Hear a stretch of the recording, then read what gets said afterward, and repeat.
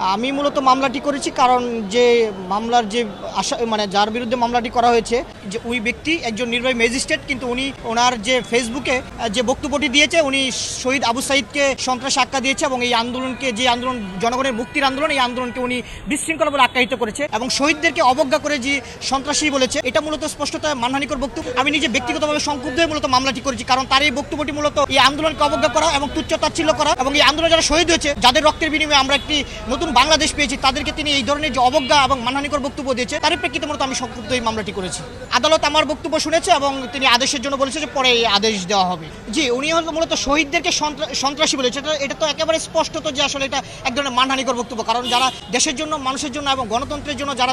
জীবন দিয়েছে, তাদেরকে তাদের এই জীবন উৎসর্গ করার মধ্য দিয়ে তারা দেশের জন্য একটা মানে নতুন একটি দৃষ্টান্ত স্থাপন করেছে, তাদেরকে এইভাবে মানে সন্ত্রাসী আখ্যা দেওয়া তো অবশ্যই মানহানিকর বক্তব্য। এটা আপনারা জানেন, তাপসী তাবাস্সুম মুর্মি যিনি প্রশাসন ক্যাডারে লালমনিরহাটে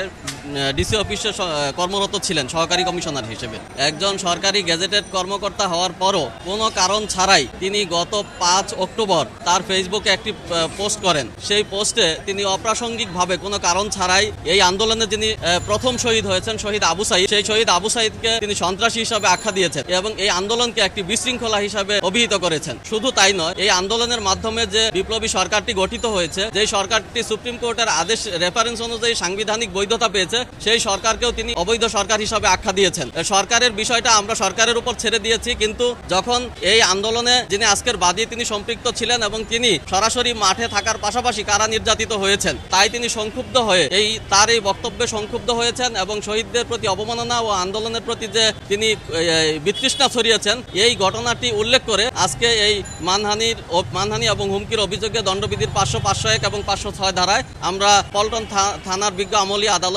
আদালত নম্বর 28, বিজ্ঞ বিচারকের নাম হচ্ছে মোহাম্মদ জাকির হোসেন, ওনার আদালতে আমরা একটি মামলার আবেদন করি এবং বিজ্ঞ আদালত বাদীর জবানবন্দি গ্রহণ করে পরবর্তী আদেশের জন্য রেখেছেন।